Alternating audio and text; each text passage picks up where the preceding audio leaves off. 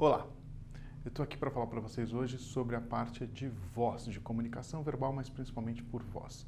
Eu queria que vocês lembrassem um pouquinho da infância de vocês, quando vocês tinham que tomar uma bronca da sua mãe, ou quando vocês estavam tomando uma bronca da sua mãe. Eu lembro muito claramente, minha mãe quando ia dar uma bronca fazia Gustavo Alonso Pereira, chamava pelo nome completo com uma entonação típica. Quando ela fazia essa introdução com o nome completo, eu sabia que vinha uma bronca. Então é claro que, além do que a minha mãe estava dizendo, ela tinha toda uma outra mensagem que se passava pelo tom de voz, pelo ritmo, pela intensidade que ela colocava em cada uma das palavras. E é isso que a gente vai estudar hoje. A gente viu que comunicação por linguagem corporal, ela representa 55% da comunicação, segundo aquele estudo de 1967, que é um estudo questionável. Então, que os outros 45% são relacionados ao que é dito, quais são as palavras ditas e a forma como isso é falado. O tom de voz, o ritmo, a intensidade. E que, na verdade, tom de voz, ritmo e intensidade representam os 38% e só 7% é, de fato, a parte da palavra em si, da comunicação verbal em si. Então, a gente teria 93% da comunicação como não verbal. A gente chama essa parte de voz, de ritmo, de tom, de paralinguagem. E é isso que a gente vai abordar hoje, é a paralinguagem. Então eu queria trazer um exemplo aqui de paralinguagem. Eu trago essa frasezinha para vocês. Então a gente tem essa frase.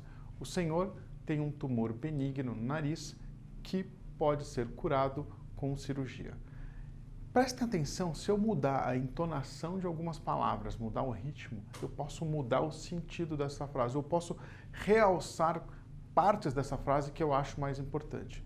Então, por exemplo, se eu fizer assim, o senhor tem um tumor benigno no nariz que pode ser curado com cirurgia.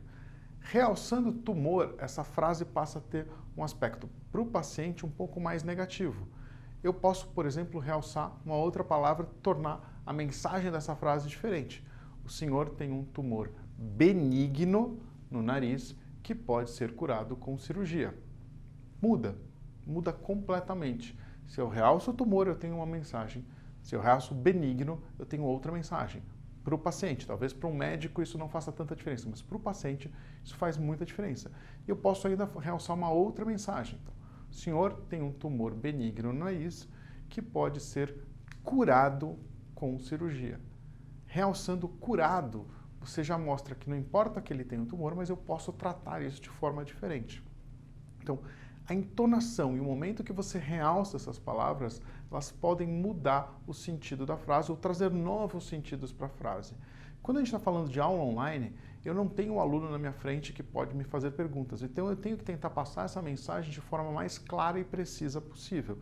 E se eu posso realçar algumas dessas palavras para mudar o sentido ou deixar esse sentido mais simples para que o aluno tenha esse aprendizado, isso é uma coisa muito interessante. Uma outra coisa que é legal de fazer, principalmente em cursos online, é usar muito bem as pausas.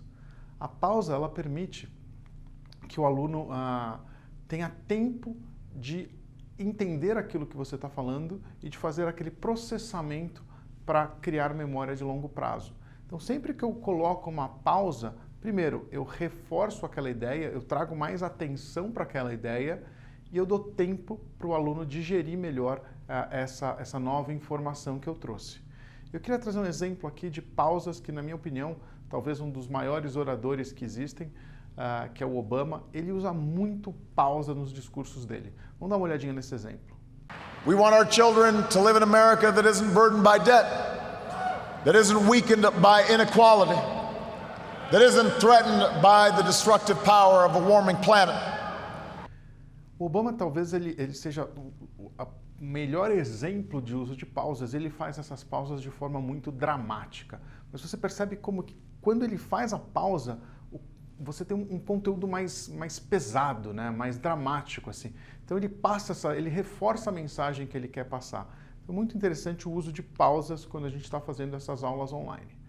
Uma outra coisa importante é ritmo. O ritmo ele vai chamar atenção para o assunto que você está falando, além do que eu posso usar o ritmo para me colocar melhor dentro daquele meu roteiro de começo, meio e fim. Eu posso acelerar mais o ritmo na parte de meio do chamado segundo ato para causar uma intensidade maior, trazer mais atenção do aluno e posso diminuir um pouco o ritmo, principalmente quando eu vou próximo do fim para terminar ou quando eu quero chamar atenção para um assunto muito específico de maior importância, eu diminuo um pouquinho o ritmo. E essas alterações de ritmo elas são importantes ao longo de toda a aula para que eu mantenha a atenção do aluno. Se eu falar sempre no mesmo ritmo, sempre com o mesmo tom de voz, aquilo fica muito maçante, fica muito sonífero. Então é importante você variar, acelerar bastante o ritmo, diminuir um pouquinho o ritmo. A gente vai ver um exemplo disso de novo com Obama. It doesn't matter who you are, or where you come from, or what you look like, or where you love. It doesn't matter whether you're black or white, or Hispanic or Asian, or Native American, or young or old, or rich or poor, able, disabled, gay or straight. You can make it here in America if you're willing to try. Então a gente vê bem isso, né? Ele vem nesse crescente, usando o ritmo como um crescente para chegar no final numa mensagem que tem esse impacto maior, essa dramaticidade maior. E uma das coisas que a gente pode e deve usar nas nossas aulas é esse ritmo. Então a gente já falou de 93% da comunicação. A gente viu na aula passada a linguagem corporal, falou agora de paralinguagem, ritmo, tom de voz, a entonação. E a gente vai falar um pouquinho de 7% que seria a linguagem verbal real. Aqui o que é importante em cursos online é usar palavras muito claras, muito precisas, não causar expressões duvidosas, tentar quando a gente vai descrever alguma coisa, tentar usar o máximo de adjetivos possíveis para que aquela descrição fique bastante precisa e para que o aluno consiga entender bem.